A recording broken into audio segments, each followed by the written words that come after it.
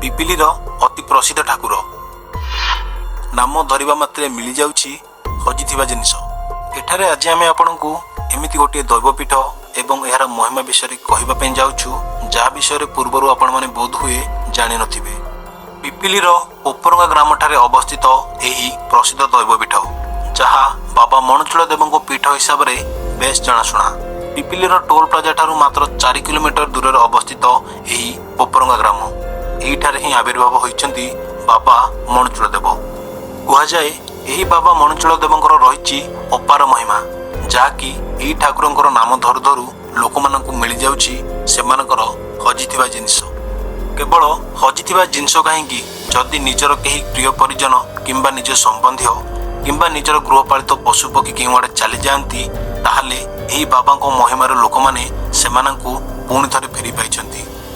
एही ठाकुरଙ୍କର महिमा विषय जानी बहुत दूर दूरांतर लोक मध्य एठाकु आसीथांती। एही ठाकुरଙ୍କର आ गोटे खास कथा हेउची, लोकमाने एही ठाकुरଙ୍କ पाखरे ए भोग लगाइथांती।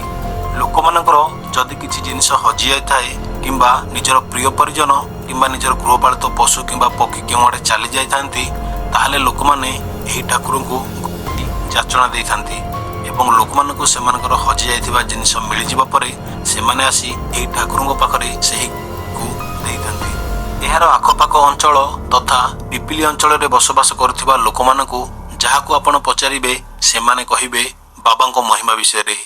बाबा मणचूल देवଙ୍କ पीठ पाखरे अवस्थित गोटिए अति पुरातन शिव मंदिर, जहाकी जोड़गंग देवଙ୍କ समयर। एही शैवपीठ बाबा लोकेश्वर देवଙ୍କ पीठ हिसाब रे बेस जनाशुना। प्राकृतिक परिवेश मध्य थिबा एही विशालकाय महालिंब वृक्ष रे आविर्भाव होइछन्ती बाबा मणचूल देव। आउ गोटे सबुठारु बड़ आश्चर्यर कथा हेउची, 1999 मसीहा बात्या ठारू आरंभ करी फनी पर्यंत बात्यारे मध्य एही महालिंब वृक्षर कोनोसी क्षति होई नाही। एही महालिंब वृक्षर चारिपार्श्वरे थिबा अन्य वृक्ष गुडिक मध्यरु केतेक वृक्ष भांगी जाइथिला एवं अन्य केतेक वृक्ष उपड़ी जाइथिला, किंतु एही महालिंब वृक्षर सामान्यतम क्षति होई नथिला। स्थानीय ग्रामवासी द्वारा एही पीठर रक्षणाबेक्षण करा जाउछि एवं ता सहित एठारे सुंदर पार्कटीए मध्य निर्माण करा जाउछि।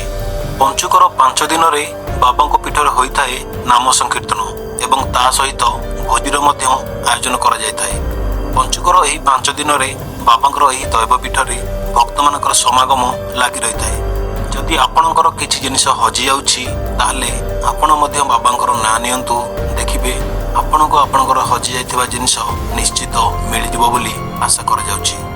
आजिका जुगरे विज्ञान बहुत अग्रसर करछि सत, किंतु एमिति किछि जिनिस रहिछि जाहाकु विज्ञान मध्य भेद करि पारु नाही। सेति पई कुहा जाय, मानिले ईश्वर न मानिले पत्थर।